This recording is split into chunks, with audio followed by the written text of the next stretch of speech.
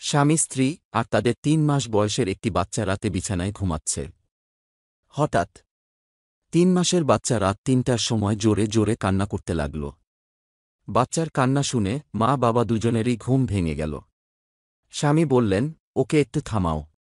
আর মা বাচ্চাটিকে বুকে জড়িয়ে নিয়ে এদিক ওদিক হাঁটতে লাগলেন। কিছুক্ষণ পর বাচ্চাটির বাবা বিছানা থেকে উঠে ঘর থেকে বের হয়ে গেলেন। কিছুক্ষণ পর বাচ্চাটির বাবা ঘরে ফিরে এলেন। আর বাচ্চাটির মা তাকে জিজ্ঞাসা করলেন, কোথায় গেছিলে? তিনি বললেন, মায়ের কবরটা দেখতে গিয়েছিলাম। বাচ্চাটির মা জিজ্ঞেস করলেন, এত রাতে কেন?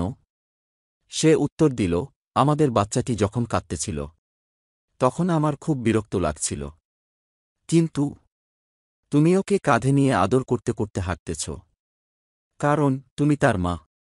তখনই মনে পড়ে গেল, হয়তো আমি যখন ছোট ছিলাম তখন আমার মা ও আমাকে এভাবেই যত্ন করেছিলেন, তাই মাকে দেখতে গেছিলাম।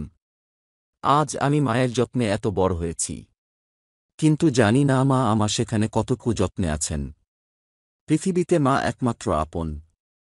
হে আল্লাহ, আপনি আমাদের মা বাবার সেবা করার তৌফিক দিন। যাদের মা বাবা পৃথিবীতে নেই তাদেরকে জান্নাতবাসী করুন। আমিন।